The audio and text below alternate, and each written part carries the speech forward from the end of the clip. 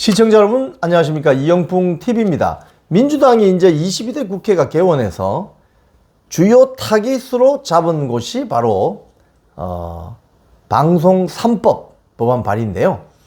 이 과정에 이제 이 방송통신위원회를 지금 타깃으로 하고 있습니다. 그래서 이 방송통신위원회가 사실 처음에 2000년 초에 생길 때 통합방송법이 제정되고 할 때 위원회가 처음에 출발을 했을 때는 어떤 정치적인 어떤 압박을 덜 받게 하기 위해서 만든 단체가 이 당시 방송위원회였는데, 지금은 오히려 정치적인 압박을 너무 받아가지고 거의 지금 식물방통위로 어떤 전락해서 큰일이다, 이런 주장이 많이 나오고 있습니다. 특히 지금 22대 국회에서 민주당 쪽의 과방이 국회 상임위로 지금 배정이 될 가능성이 큰 김현 전 방송통신위 위원이나 민원연 출신의 최민희 씨나 YTN 출신의 노정면이나 등등이 이 방통위원회에 대해서 상당히 지금 공격적으로 나오고 있기 때문에 이 식물방통위 이거 어떻게 하나, 이런 한탄의 목소리가 나오고 있습니다. 자, 스카이데일리에 글을 기고하신 황근 KBS 이사님 글을 한번 제가 소개를 드리면서 지금 방송통신위원회가 이 22대 국회가 개원이 되면 어떤 난관에 지금 봉착할지 조금 말씀을 드리도록 하겠습니다. 제목이 이렇습니다. 식물 조직된 방송통신위원회 이거 어떻게 하나? 자, 지금 방송 규제에 정치적 쟁점이 될 정책을 결정하려 하면 방송통신위원장 탄핵을 들고 나올 것이 분명하다. 제가 며칠 전에 말씀드린 것처럼 지금 방통위원장을 탄핵시켜버리면요, KBS 이사, MBC 박문진 이사를 뽑지를 못하게 됩니다. 그렇게 되면 MBC 같은 경우는 안영준 민노총 노영방송이 몇 개월 더 가게 되죠. 왜? 탄핵 결정을 헌법재판소 가서 하기 때문에 최장 한 6개월 걸립니다. 그럼 6개월 동안 안영준 민노총 노영방송 MBC가 6개월 더, 반년 더 가게 되는 거죠. KBS는 또 이사를 못 뽑아서 새로운 사장을 선임하는 절차가 장애가 생길 테고, 그런 겁니다. 그 말입니다. 자, 그런데 말 그대로 식물 규제 기구가 된 느낌이다. 방송 규제의 정치적 독립성을 명분으로 만든 방송통신위원회가 거꾸로 정치의 발목이 잡혀가지고 아무것도 할 수 없는 정치에 종속된 규제 기구가 되어버렸다. 이게 지금 방송통신위원회의 실태라는 겁니다.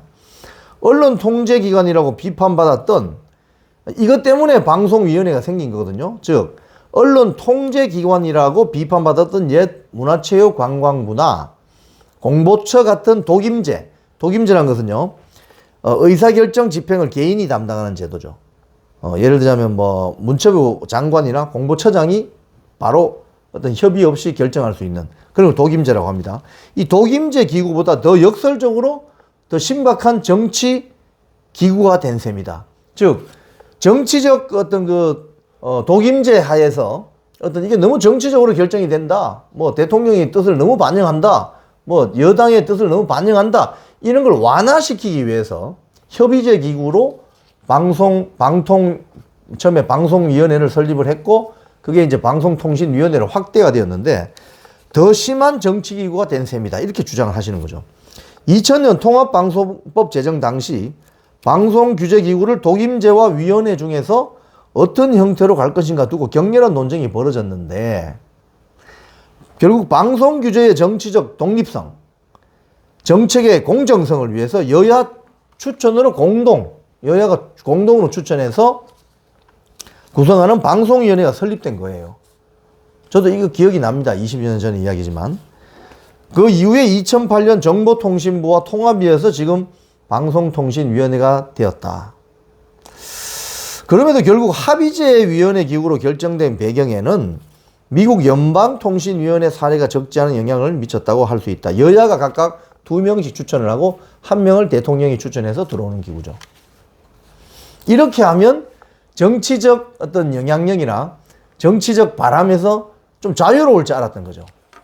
그런데 오히려 지금은 더 정치적, 더 심한 정치기구가 된 셈이다. 이런 지금 평가를 하시는 거죠. 황근 KBS 이사님이. 자, 그런데 3대2 현재 3대2 그러니까 여야가 2명씩 추천하고 1명은 대통령이 추천하는 이 3대2 위원 구성 방식은 대통령이 지명하는 위원장이 사실상 정책 결정의 키를 쥐고 있어서 독임제와 큰 차이가 없다는 지적도 많다. 그래서 선진국들은 이러한 위원회 제도의 어떤 약점이나 부작용을 보완하기 위해서 성숙한 정치적인 영향력을 발휘하는 정치 문화로 보완해 가고 있는데 지금 우리는 그렇지 못하다는 거죠. 합의제 규제 기구를 벤치마킹해서 만든 우리 방송통신위원회에게 그런 정치적 문화가 없다는 것이 불행의 씨앗이었다. 이렇게 황근 KBS 이사님은 지적하고 있습니다. 도입 취지와 정반대로 정치적 갈등의 장이 되어 정치에 발목 잡힌 무기력한 기구로 고착되어 버린 것이다. 그런 과정의 전문성은 완전히 실종되었다. 여야 모두 오직 정치적 전투력만이 유일한 기준이 되고 있다. 참 서글픈 현실이네요. 그래서 이제 정치적 갈등 때문에 정책 기능이 실종된 방송통신규제기구를 독임제로 전환해야 된다. 20년 전에 독임제로 전환해야 된다는 의견도 많이 나오고 있는 실정입니다. 왜냐하면 이 글로벌 OTT 인터넷으로 미디어 콘텐츠 제공하는 서비스 있잖아요.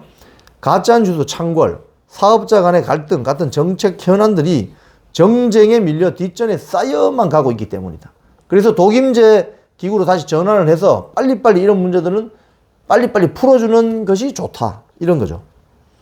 정치가 접수한 무기력한 방송규제기구의 암울한 모습이다. 현재 방송통신위원회가 그렇다는 겁니다. 지금 이런 가운데 최민희 의원이 이런 이야기를 합니다. 여야 누구든 집권하면 방송장악 꿈도 꾸지 못하게 방송법을 개정하겠다. 라면서 방송장악 하수인 김홍일 방통위원장을 직격했습니다.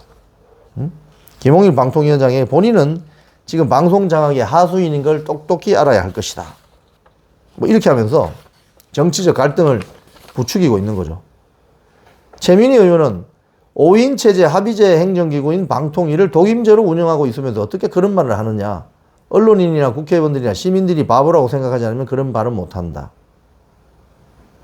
여야 누구든 집권하면 방송장악 꿈도 꾸지 못하게 방송법을 중립적으로 개정할 것이고 개정한 이후에 방통위를 제대로 구성해서 방송 자유를 기초로 방송 행정하자고 강조했다고 합니다.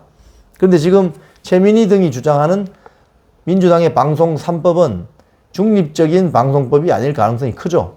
친민노총 세력과 민주당 편파적인 정치 세력이 공영방송 2사, 공영방송 사장 자리를 권력을 영구히 장악하겠다는 그 법이죠. 그래서 이런 최민희 의원 유에 이런 정치인들이 가서 해서 방송통신위원회를 흔들기 시작하게 되면 이거는 정말 종이 호랑이에 지나지 않는 방송통신규제기구로 전락하게 된다는 거예요. 그래서 독임제로 다시 가야 된다. 이런 주장이 설득력을 얻는 것 같습니다. 지금까지 이영풍TV였습니다.